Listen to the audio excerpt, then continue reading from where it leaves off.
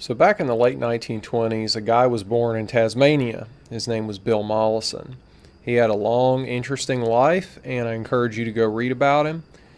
His main area of work was in ecology and what he called permaculture, which is basically the idea that people need to do stuff for themselves rather than have the government do it for them, and they need to do it in a way that doesn't destroy the environment. So it's decentralized, environmentally friendly farming and human living. Rather than grow huge amounts of food with government subsidies and destroy topsoil, people need to be growing more food for themselves and be living in a way that's more harmonious with nature. So you don't really have to be a lefty to buy into any of this stuff. In fact, you could be a hardcore eco-fascist and buy into this stuff. So it's not really a left-right thing. It's more of an anti-establishment, anti-big government kind of thing. So if you haven't heard of it, I encourage you to go look at it. It makes for good reading.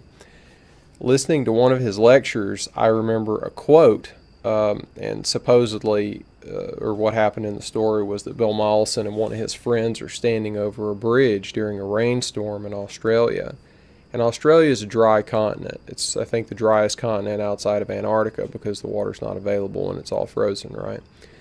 But in Australia, they need fresh water. They don't have a lot of it. So they're in a rainstorm and they're standing over a bridge and they're watching all this water flow past them, and they know where it's going. It's going into the ocean. And either Bill Mollison turns to his friend or his friend turns to him and he says, "We need to get every drop of water before it gets to the ocean, because when it gets to the ocean, it's lost to us." So that was just kind of an interesting way to sum up the problem, that the water's available. It only comes in, you get too much of it at one time and not enough at the rest of the time. So you need to be ready when it comes and try to capture all you can so that you can use it later. Once the water gets to the ocean, it gets hopelessly mixed with salt water and it's no longer drinkable, right? Okay, human minds are kind of like that too. When people are growing up and, they're becoming young adults, they go from a teenager to a young adult, and they start to form political opinions. If the mainstream media gets a hold of them, no matter what country then they're in, they become salinated, all right? So most of us, people watching this video, most of the people that you probably talk to on the internet, if you're watching this video, we've mostly desalinated ourselves. We probably started out buying into all that crap, and over a long period of time, based on a series of events and a lot of personal investigation, we desalinated our minds.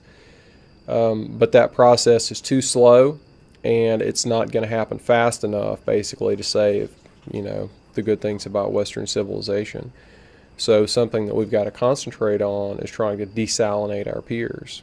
Every Republican voter, every party member of the Republicans and the Democrats who really believes in the party, who believes in the party platform, who listens to what their party leaders tell them and believe that stuff, they're full of salt. They can be desalinated. Thank you for your time.